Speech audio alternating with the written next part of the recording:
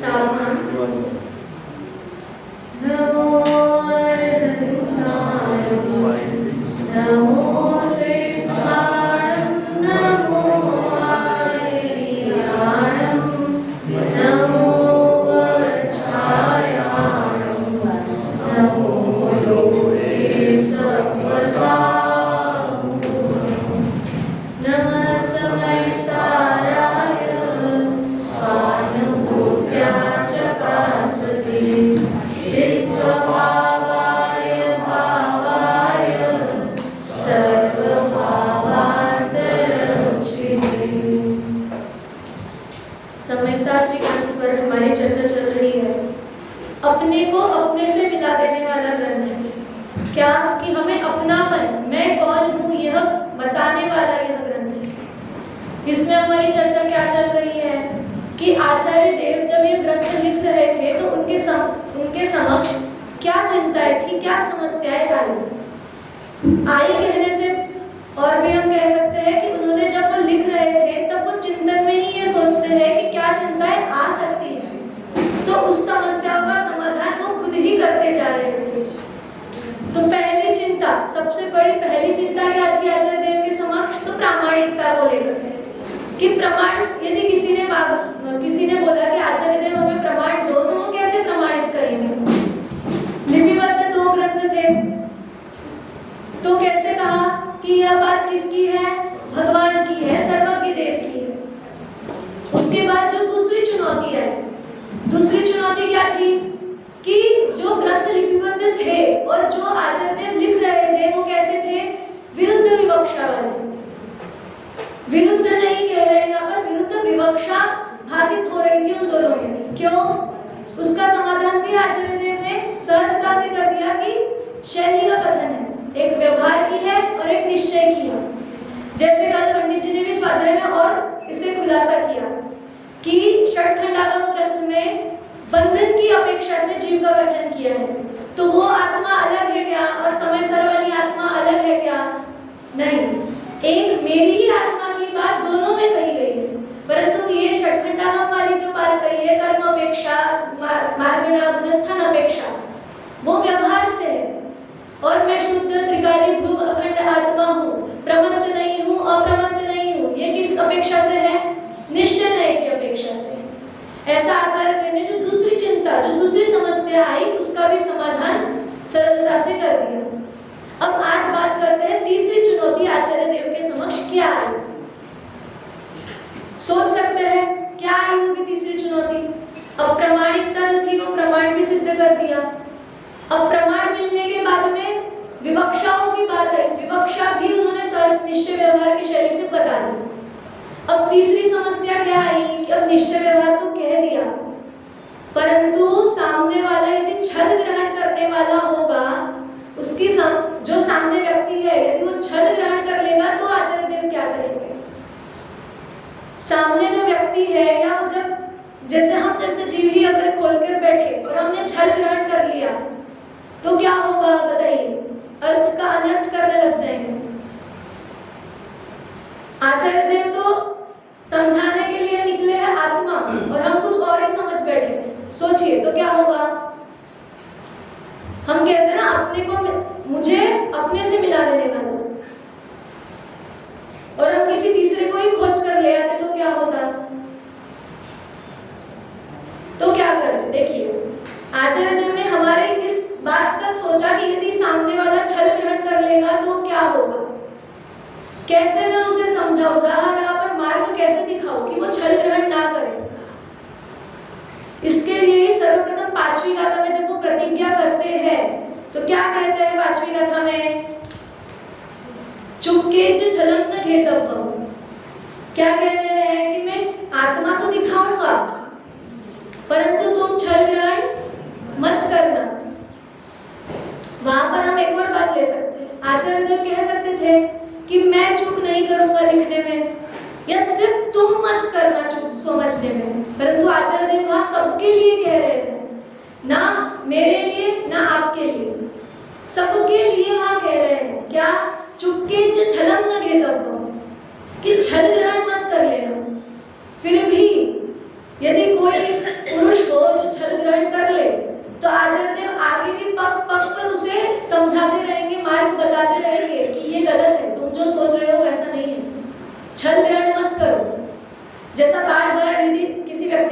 होती है तो आचार्य देव कह रहे हैं ये बात सर्वज्ञ की है।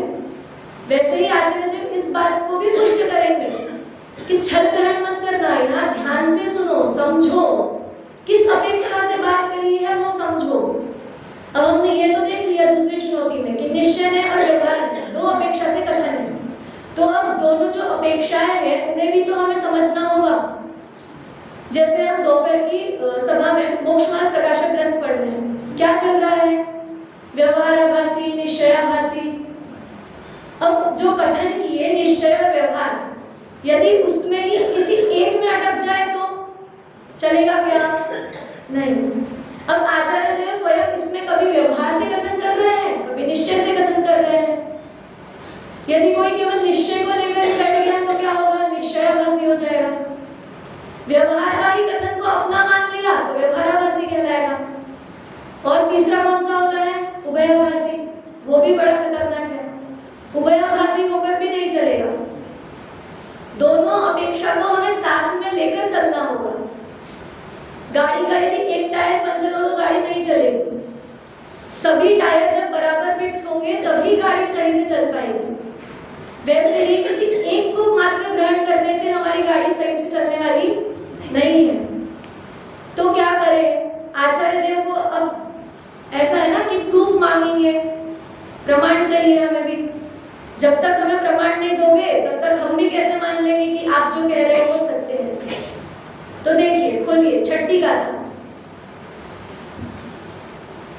छठी गाथा में भी क्या कहा है कि प्रमत्त नहीं हूं, अप्रमत्त नहीं हूं। किस नहीं की अपेक्षा कह रहे हैं आचार्य देव? निश्चय नहीं की अपेक्षा से। और जो षटखंडागम कषय बाहुड़ में है कि बंध अपेक्षा से कथन किया गया है, वो किस अपेक्षा से है? व्यवहार अपेक्षा से। अब यदि जो 50 से 55 गाथा में कहा है, पुद्गल परिणाम बताए हैं, वर्ण, रस, गंध, मार्ण स्थान, गुण स्थान आदि इत्यादि। अब यहाँ आचार्य देव ने कह दिया कि वे पुद्गल परिणाम है। अब जीव केवल उसे पुद्गल परिणाम मानकर ही उसमें निश्चय कर ले तो क्या होगा? निश्चयाभासी होगा या नहीं होगा? हम तो वही मान लेंगे। ठीक है, आपने कहा ना ये पुद्गल के परिणाम है, तो केवल पुद्गल के ही परिणाम मानकर रह जाएगा तो जीव में कैसे घटाएगा? जीव तक तो वो पहुंचेगा ही नहीं। बताइए। और भी देखिए तो गाथा क्रमांक 145 पेज नंबर 243, वहां पे क्या बता रहे हैं कि जो पुण्य और पाप, शुभ और अशुभ, ये दोनों कैसे हैं? कुशील कह दिए। कैसे? देखिए हम पढ़ते हैं, अशुभ कर्म कुशील है। ये तो सबको मान्य है कि अशुभ कर्म कैसा है? कुशील है, बुरा है। और शुभ कर्म सुशील है, अच्छा है। सही है कि क्या लग रहा है? सही है। क्या कह रहे हैं? शुभ कर्म बुरा है और अशुभ कर्म बुरा है और शुभ कर्म अच्छा है, सुशील है, ऐसा तुम जानते हो। तुम अर्थात कौन? मैं। ऐसा कौन जानता है? मैं जानता हूं। और क्या कह रहे हैं आगे? किंतु वह सुशील कैसे हो सकता है? क्या पुण्य, जो शुभ भाव कह रहे हैं, वो सुशील कैसे हो सकता है? और हम क्या मानते आ रहे हैं कि वो जो शुभ है, जो पुण्य है, वो कैसा है? अच्छा है, सुशील है। परंतु यहाँ आचार्य देव क्या कह रहे हैं कि तुम ऐसा जानते हो कि वो सुशील है, परंतु वो सुशील कैसे हो सकता है? जो जीव को संसार में प्रवेश कराता है, सभी उपाय कर रहे हैं संसार से निकलने के लिए, और यदि एक शुभ को सुशील मान ले, अच्छा मान ले, तो स्वयं ही संसार में भटकने का कार्य करेगा। अब इसका और स्पष्टता से उदाहरण देकर आचार्य देव अगली गाथा में समझाते हैं। जैसे सोने की बेड़ी भी पुरुष को बांधती है और लोहे की बेड़ी भी बांधती है, इसी प्रकार शुभ तथा अशुभ किया हुआ कर्म जीव को अविशेषतया बांधता है। क्या कहा? बेड़ी है, सोने की बेड़ी और सोने की बेड़ी और लोहे की बेड़ी। बताइए किससे बनना पसंद करेंगे? बड़े से बड़ा अपराधी हो और उसे सोने की बेड़ी से यदि बांधा जाए तो बताइए कितना खुश होगा? नहीं होगा ना। हमें भी यदि चेन साकल से बांध दे और एक हाथ में अच्छा सोने का चांदी का वर्क किया हुआ बेड़ी से हमें बांध दे, सोचिए किस बंधन में खुशी होगी? दोनों ही क्या है? दुख रूप है, बंधन ही भाषित होगा दोनों में। परंतु हम क्या कर रहे हैं? सोने की बेड़ी तो अच्छी है और लोहे की बेड़ी बंधन वाली है। ऐसा ही तो मान रहे हैं कि अशुभ बुरा है, लोहे की बेड़ी के समान है, और पुण्य कैसा है? उस सोने की बेड़ी की तरह अच्छा लग रहा है। जबकि बेड़ी में तो समझ रहा है कि बंधन रूप है। तो जब भाव के बारे में बात आती है तब क्यों नहीं समझता कि शुभ कर्म जो हमें है वो भी संसार में ही भटकाने वाले हैं? बताइए। अब यहाँ आगे और क्या कह रहे हैं? इसलिए देखिए, आचार्य देव आ गए हमें मार्गदर्शन देने के लिए। क्या कह रहे हैं? इसलिए इन दोनों कुशीलों के साथ राग मत करो। पहले गाथा में क्या कहा था कि अशुभ कर्म कैसा है? कुशील है, और शुभ कर्म कैसा है? सुशील है। फिर उदाहरण दिया, और अब क्या कह दिया? दोनों ही कैसे है? कुशील है। बताइए, आचार्य देव को लगा होगा कि कहीं मैंने सुशील कहा तो कोई ऐसा ना समझ बैठे कि पुण्य करना अच्छा है, सुशील है। क्या आचार्य देव को क्या शंका हुई होगी, क्या समस्या लगी होगी कि यहाँ छल ग्रहण ना कर ले।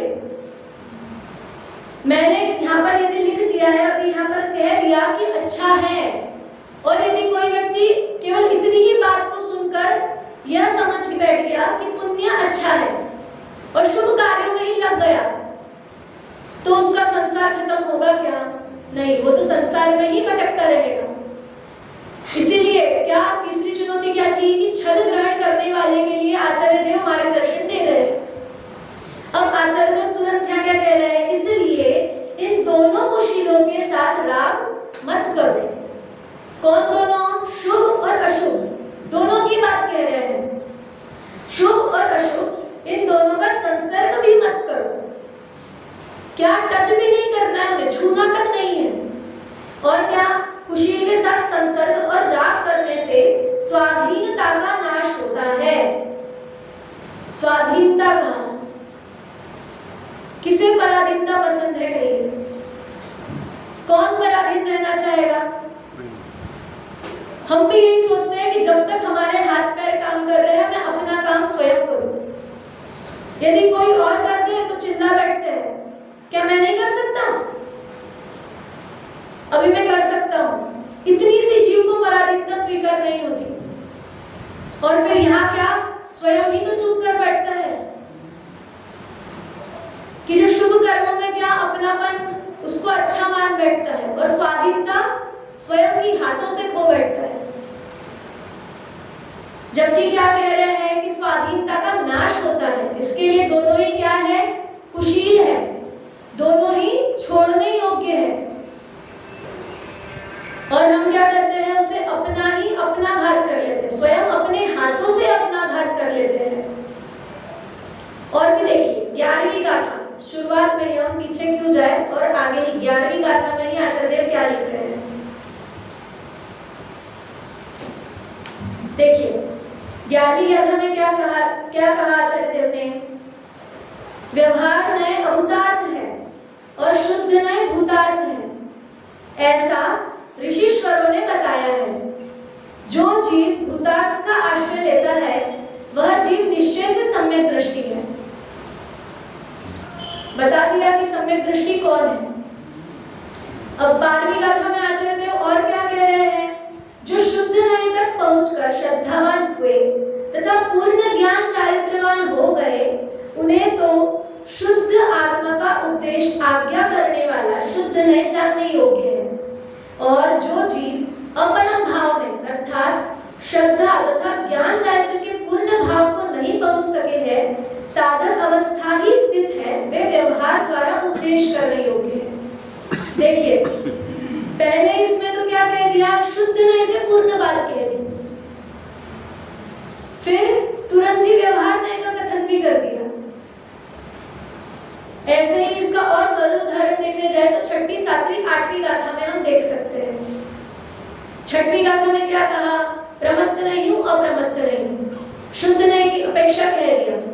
सातवीं गाथा में तो और पराकाष्ठा से उसका निषेध कर दिया कि क्या उनके गुण भेद वाला भी मैं नहीं हूं। पूरा निश्चय नहीं का वह कथन। अब यदि जीव केवल उसी में अटक कर रह जाए तो निश्चयाभासी हो जाएगा, एकांती हो जाएगा। आचार्य देव के समक्ष यही समस्या थी कि यदि शिथिलाचार आ जाएगा या वो एकांती हो जाएगा तो मैं क्या करूंगा? किसी एक पक्ष को ग्रहण कर लेगा तो क्या होगा? सोचिए, क्योंकि कभी निश्चय नहीं का कथन आ रहा है, कभी व्यवहार नहीं का कथन आ रहा है। क्या माने बताइए? छद ग्रहण हो सकता है या नहीं? हमें भी पढ़कर प्रश्न हो सकता है कि क्या सत्य है, क्या असत्य है। क्या माने? कभी निश्चय से कह रहे हैं, कभी व्यवहार से कह रहे हैं। क्या करें बताइए? अब उसमें ही छठी गाथा में भी आचार्य ने जैसे कहा कि प्रमत्त नहीं है, अप्रमत्त नहीं है। फिर सातवीं गाथा में गुण भेद से भी पार कर दिया। फिर आठवीं गाथा में क्या कहा कि म्लेच्छ को जैसे म्लेच्छ भाषा में समझाना होता है, वैसे ही व्यवहारी जन को भी व्यवहार की भाषा में समझाना पड़ता है। परंतु उस व्यवहार में ही अटक गए तो क्या होगा? संसार ही है फिर। तो क्या कि जो ये व्यवहार है वो तो निश्चय तक पहुंचाने का केवल मार्ग है, और यदि उस मार्ग में ही अटक कर फंस कर रह गए तो क्या होगा? जो ये संसार भ्रमण चल रहा है वो चलता ही रहेगा। तो अब देखिए, अब ऐसे ही पुण्य पाप का जो हमने सर्वप्रथम उदाहरण देखा, यदि कोई जीव ऐसा मान ले कि ठीक है, आप कह रहे हैं दोनों ही कुशील है, परंतु पुण्य थोड़ा शुभ है और केवल शुभ में प्रवृत्ति करने लग गया तो क्या होगा? संसार। और शुभ में से यदि निकले तो शुभ में से निकलने के लिए दो मार्ग है। क्या है दो मार्ग? कौन कौन से है वो दो मार्ग? एक तो शुभ से वो डायरेक्ट अशुभ में चला जाएगा, या क्या होगा कि अपने में चला जाएगा। और सरल भाषा में कहे तो यदि पुण्य से निकलेगा तो पाप में जाएगा अथवा आप में जाएगा, अर्थात आत्मा में जाएगा। तो हमें कहाँ जाना है? पुण्य से पाप में जाना है या आप में जाना है? बोलिए। आप में जाना है तो आचार्य देव जो ये ग्रंथ लिख रहे हैं उसमें जो अपना अस्तित्व बता रहे हैं उसे हमें समझना होगा। और यदि हमें यह ग्रंथ पढ़कर जो आचार्य देव एकत्व विभक्त आत्मा को बताने वाले हैं यदि वो नहीं भाषित हो तो क्या होगा? कितने ही गाथा पढ़ लीजिए, टीका पढ़ लीजिए, एक एक पद पढ़ लीजिए, परंतु एकत्व विभक्त आत्मा वह मैं हूँ ऐसा भाषित नहीं होगा तो हम कोरा हाथ लेकर ही वापस लौटेंगे ग्रंथ पढ़कर भी। और आचार्य देव तो यही प्रतिज्ञा ले रहे हैं कि मैं किसी को एकांती होने नहीं दूंगा और पर्याय में अटकने नहीं दूंगा। जो ये जीव पर्याय में ही घूम रहा है, रुल रहा है, उससे निकालना है। अर्थात जो बंधनों में अपनत्व कर रखा है उस बंधन से निकालकर निर्बंध आत्म तत्व को दिखाना है। कैसे दिखाना है? आचार्य देव का क्या उद्देश्य है दिखाने के पीछे? एक ही तो उद्देश्य है कि हम अपना स्वानुभव करें, अपनी आत्मा को पहचान लें। और यदि हम इसी उद्देश्य जो आचार्य देव ने हमें ग्रंथ लिखा इस उद्देश्य से कि हम अपनी आत्मानुभव कर ले और वही नहीं कर पाए तो बताइए क्या होगा? आज शिक्षक दिन है, ये भी तो हमारे गुरु ही है। आचार्य द्रोण ने भी जब अर्जुन को क्षमा किसे मांगा था अंगूठा? एकलव्य। गुरु दक्षिणा दी थी ना। आचार्य देव तो हमसे कोई गुरु दक्षिणा भी नहीं मांग रहे,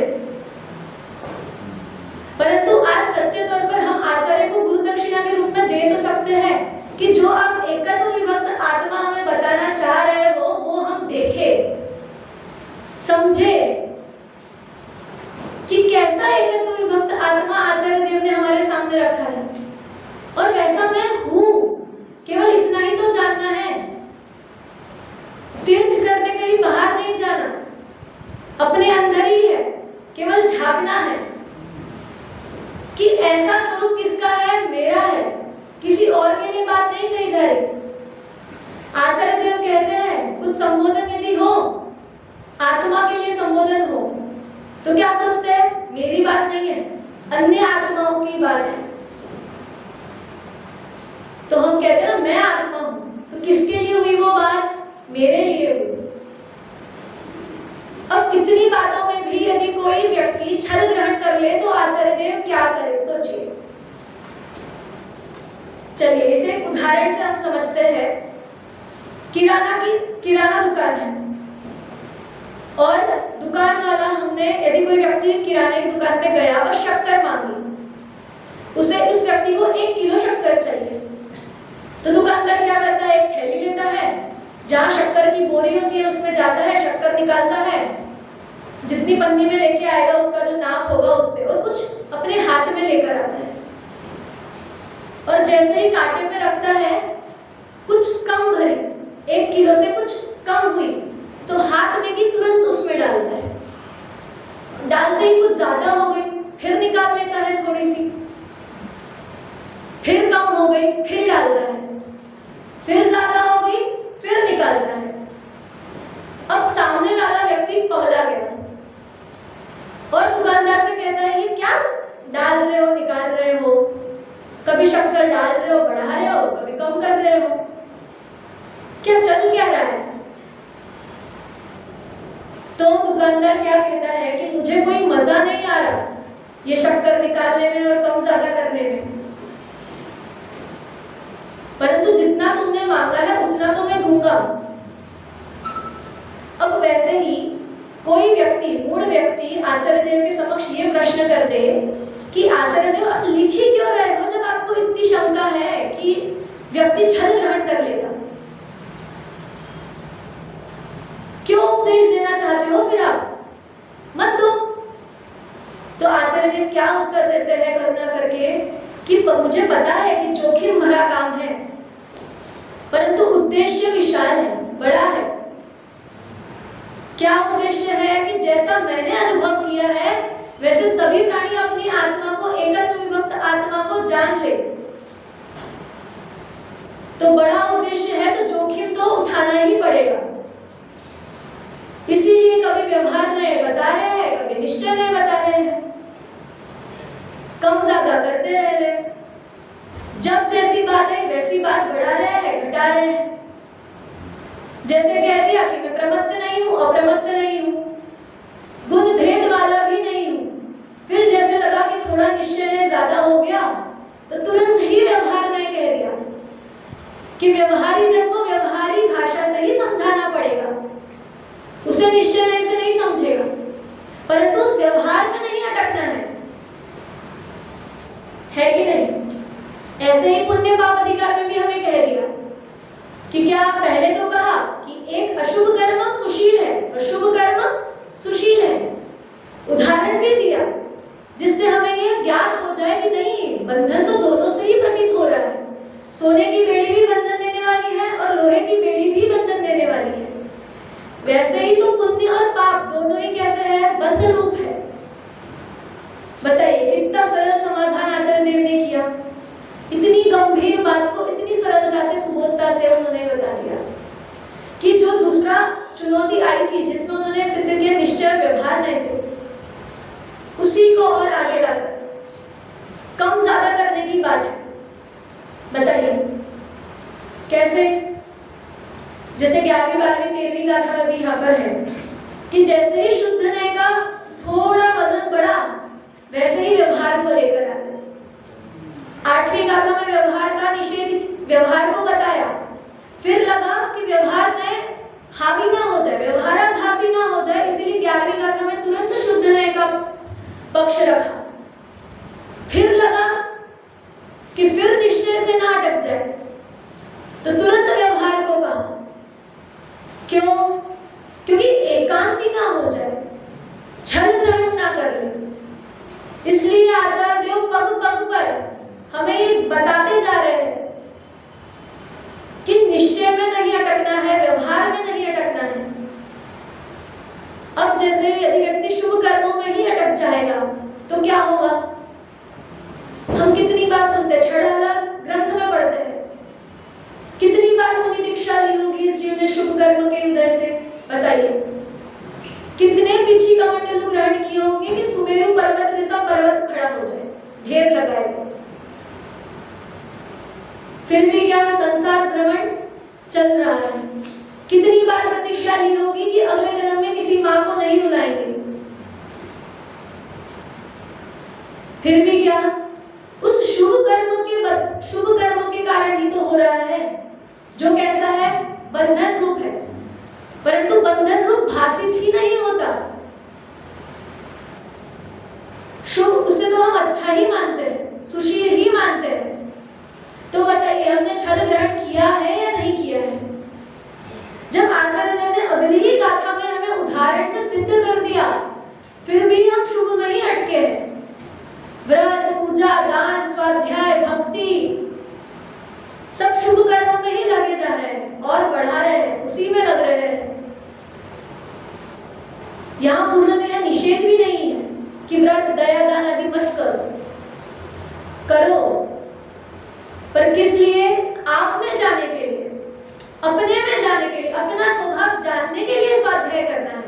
यदि हम स्वाध्याय ही नहीं करेंगे तो हम समय साथ ग्रंथ भी कैसे पढ़ पाएंगे? तो स्वाध्याय से ही तो मार्ग है खुला हुआ कि हम अपने तक जा सकते हैं, अपने तीर्थ को पहचान सकते हैं। तो बताइए आचार्य देव ने क्या किया? अपने को इस संसार से निकालने का मार्ग बताया है समय सार में। अपनी आत्मा का रास्ता अपने लिए खोल दिया है कि चलो और सरल कर दे रहे हैं, इधर उधर और कहीं भटकने की आवश्यकता नहीं है। बस क्या करना है, एक जगह ध्यान में बैठ जाओ और अपने में समा जाओ। कहाँ जाना है बताइए? मन का वेग सबसे ज्यादा है। यदि अभी आंखें बंद कर शिखर जी घूमना चाहे तो वंदना कराएंगे। जहां जाना चाहे वहां हम 1 सेकंड में यहां से जा सकते हैं। वैसा ही तो सरल है अपनी आत्मा तक भी जाना। क्या केवल अपना शुद्ध स्वरूप ही तो पहचानना है, जो हम नहीं कर रहे। और यदि करने बैठते भी है तो तुरंत ही कुछ ऐसा आ जाता है कि हम फिर से अशुभ कार्यों में ही लग जाते हैं। जैसे माला का उदाहरण हम देख सकते हैं। क्या राम राम राम राम अनंत चल रहा है। अरे गैस बंद कर देना, बोलिए यहाँ क्या चल रही है? माला चल रही है। और इधर ही तुरंत घर के सारे काज काम याद आ रहे हैं। मंदिर जा रहे हैं दर्शन करने के लिए, घर पर दूध रखा है, कुकर चढ़ाया हुआ है, ध्यान तुरंत वहां चला जाता है, जबकि सामने वितरागी देव विराजमान है। फिर भी हमारा ध्यान मन इतना चंचल है कि 1 सेकंड में वहां घर पे कुकर पर चला जाता है। सोचिए, क्षण भर की तो बात है। मुनि भरत का उदाहरण हम देख लें, कितना समय लगा। हमें भी उतना ही लगेगा, कोई अलग नहीं है। सभी आत्माएं बराबर है। भगवान महावीर की शिक्षाओं में प्रथम शिक्षा, सभी आत्माएं कैसी है? बराबर है। जैसी मेरी आत्मा है वैसी ही तो सिद्ध प्रभु की भी आत्मा है। क्या फर्क है? पर्याय से उन्होंने उस अवस्था को प्रकट कर लिया और हम अपनी आत्मा को जान नहीं पा रहे। क्यों? क्योंकि हम ऐसे छल ग्रहण कर लेते हैं। आचार्य देव चीख चीख कर हमारे सामने कह रहे हैं कि ये दोनों कुशील है। तुम इन कर्मों के कर्ता नहीं हो, परंतु हम क्या मान रहे हैं कि मैं करता हूं, मैं करने वाला हूं। रोटी कौन बना रहा है? मैं बना रहा हूं, जबकि अपना अपना उपादान निमित्त उसमें लागू करता है। आटा है, चकला बेलन है, गैस है, फिर वो क्या कर रहा है? यदि ऐसा है तो इन सब चीजों को हटा दो और आटा लेकर बना लो रोटी। बताइए, ऐसे ही आचार्य देव केवल हमारी कर्ता बुद्धि जो हमने छल ग्रहण किया है इससे हमें बचाना चाह रहे हैं कि क्या ऐसे छल ग्रहण करने की जो तुम्हारी प्रवृत्ति है उससे तुम्हें कैसे निकलना है। तो इस निश्चय और व्यवहार को अच्छे से समझो और उसमें अटकना नहीं है। वैसे ही आचार्य देव ने यहाँ पर जैसे ही उन्हें लगा तो उन्होंने थोड़ा सा निश्चय में बढ़ा दिया और कम करना हो तो व्यवहार में डाल दिया कि ये व्यवहार से है। कहा कि नहीं कहा, क्यों कहा? ताकि हम छल ग्रहण ना कर लें। इसीलिए ऐसा आचार्य देव ने हमें हर जगह बताया है। ऐसे ही हम इस ग्रंथ को पढ़कर, इसी ग्रंथ को क्या जिनागम को पढ़कर कहीं छल ग्रहण ना करें, अपेक्षा समझे, निश्चय व्यवहार का कथन समझे, अनेकांत स्यादवाद से उस पद को देखे। यही आचार्य देव कहना चाह रहे हैं। केवल इतना एकत्व विभक्त आत्मा को बताने की तो प्रतिज्ञा की है आचार्य देव ने पूरे ग्रंथ से। 415 गाथाओं में आचार्य देव केवल मेरा ही तो स्वरूप लिख रहे हैं, मेरा अपना स्वरूप ही तो बता रहे हैं। और यदि उन 415 गाथाओं को हम केवल पढ़ ले और निकल जाए तो क्या होगा? कुछ भी नहीं। पर यदि कहते हैं ना कि 12 गाथाओं में ही पूरा समय सार समाया हुआ है, यदि उन 12 गाथाओं को ही हम बिना छल ग्रहण करे अच्छे से पढ़ ले तो हम अपनी आत्मा को पहचान लेंगे और सिद्धशिला में होंगे। इतनी 415 गाथाएं पढ़ने की भी आवश्यकता नहीं है। फिर तो केवल 12 गाथाओं में अपनी आत्मा का सार बताया है। यही आचार्य देव तीसरी चुनौती क्या थी कि छल ग्रहण करने की प्रवृत्ति जो मनुष्य की है उससे बचाने के लिए आचार्य देव हमें कह रहे हैं कि निश्चय व्यवहार ने का कथन कैसा है, समझने वाला है, समझने के लिए है। कभी निश्चय नहीं तो कभी व्यवहार नहीं, एकांती नहीं होना है। जैसे पुण्य पाप में देखा, कर्ता अकर्ता में देखा कि केवल करता हूं, केवल अकर्ता हूं, इसमें भी एकांत हो जाएगा। कर्ता अकर्ता पर्याय से दोनों मानना पड़ेगा। पर्याय से अभी करने वाला हूं, स्वभाव से अकर्ता हूं। पुण्य पाप दोनों कुशील है, परंतु अभी अवस्था से हमें पूजा, दान, भक्ति, स्वाध्याय आदि करना होगा। परंतु क्या तुम इसमें छल ग्रहण मत करना, केवल आचार्य देव इतना ही कह रहे हैं। तो तीसरी चुनौती आज हमने क्या देखी कि छल ग्रहण करने की जो प्रवृत्ति है उससे बचने के लिए हमें क्या करना है? निश्चय और व्यवहार न्याय के कथन को समझना है और उसके द्वारा अपनी आत्मा को समझना है। केवल निश्चय व्यवहार में ही नहीं अटकना है कि निश्चय व्यवहार समझ लिया तो अपनी आत्मा को समझ लिया, ऐसा नहीं। वो तो फिर व्यवहार में अटकने जैसा, निश्चय में अटकने जैसा हो जाएगा कि हम निश्चय और व्यवहार में ही अटक गए। उस निश्चय व्यवहार के पार एक अपनी आत्मा को जानना है, यह आचार्य देव ने इस समय सार में बताया है। तो हम सभी भी अपनी आत्मा को पहचाने, जाने और सिद्धशिला में विराजमान हो। इसी बात से मैं अपनी बात को विराम।